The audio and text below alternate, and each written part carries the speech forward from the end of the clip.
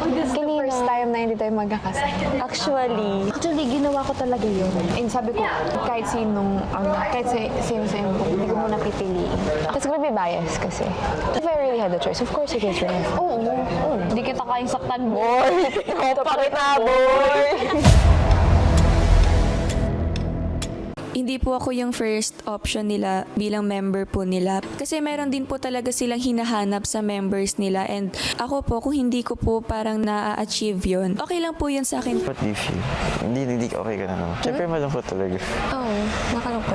Means, just use it. Huwag mo gamitin as negative. Use it as positive. Even if, I know madali sabihin, mahirap gawin, pero to use it as positive. Just use it as motivation. Masaya po. Medyo kilala na po namin yung isa't isa. Ako po personally, gusto ko rin pong mas makilala pa si Miguel kung ano po yung mga kaya niyang gawin, mga kaya niyang i-offer or itulong po kuya sa amin. Sabi mo, whatever you think. Sabi mo, mali yung decision mo.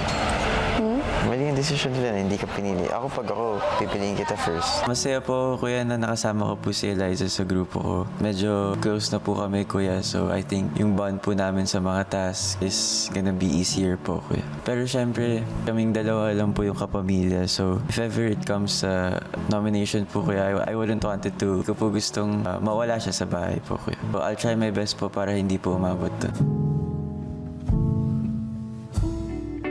Ako si Eliza. Ako si Lee! Si Miguel! Si Ashley. And we are the Double Task